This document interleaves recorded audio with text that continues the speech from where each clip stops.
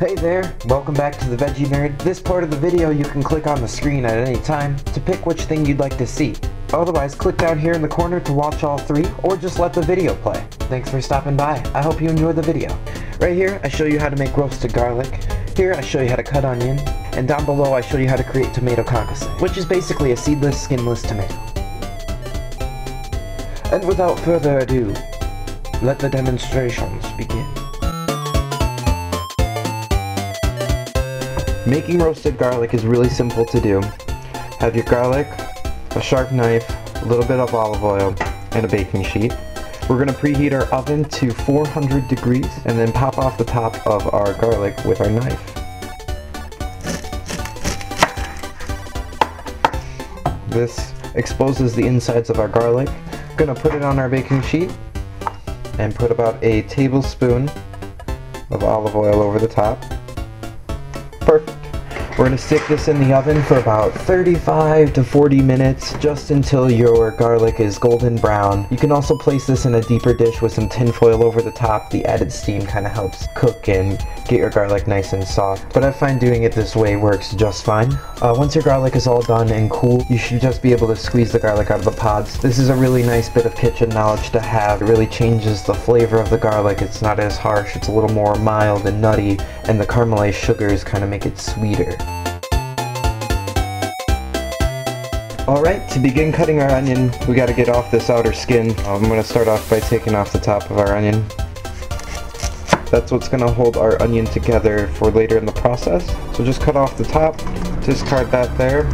We now have a flat surface to set our onion down. We're gonna cut that directly in half like this. Making sure to be careful, of course. Alright, we got 2 halves of an onion. I'm going to set this half aside, and I'm only going to work on showing you 1 half of this onion here. So we're going to just take this and peel the skin off. Sometimes if I have a particularly stubborn onion, I like to take off the outer layer as well. To reduce as much waste though, you would want to take a little more time and actually just peel off the skin part. Because this is still a pretty good onion, and I'll probably save this for making stock, which there is a link in the description if you want to learn how to make stock. We're going to start off by cutting it vertically with the root end of the onion away. You want to cut as close to this guy as you can. I'll show you a couple angles on this shot, but you want to cut as close to this guy as you can without actually hitting it. This is going to hold our onion together for the last cuts and create a nice even dice for our onion. Using your finger as a guide and tucking your thumb in, you want to protect your thumb from getting cut. You don't want that sticking out where your knife will be. You'll poke this guy on top, and this is your guide. This will act as your marker for where you want to cut, and you can move just a little bit back with your finger. That way your cuts are nice and even. Okay, so I'm going to start off by working on this end.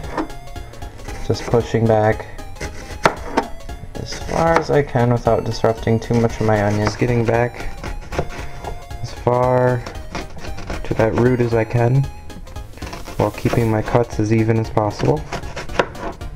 We're going to turn it this way. We're going to give it 2 more cuts. We're going to cut an angle down here, moving back to the root. This is a sphere, so I'm going to create 2 extra cuts.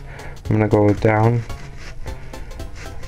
back like so, and then do the same thing right down here.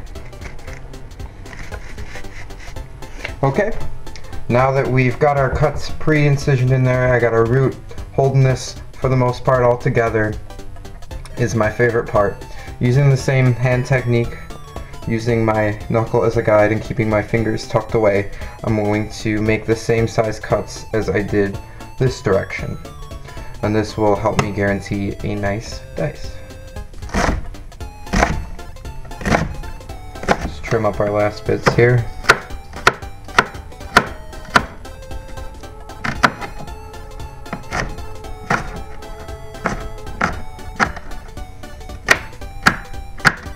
And then all we're left with here is the root. That's how you can dice up yourself an onion. to make tomato concasse, and you may be thinking to yourself, tomato conca, what? All it basically is removing the skin and the seeds from a tomato. So I'm going to show you the easy method. You could also fire roast this in your oven. You could fire roast it on your stovetop if you have gas at home, and that will blister off the skin and help it peel off. It starts off by taking a decent knife and just cutting a slight X shape in the bottom of our tomato.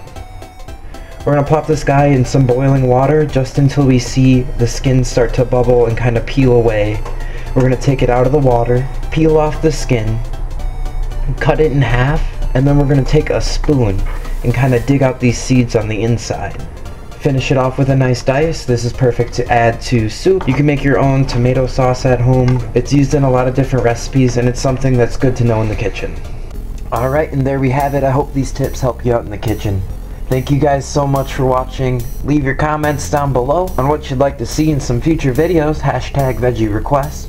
I really appreciate you guys watching. I'll see you in the next one.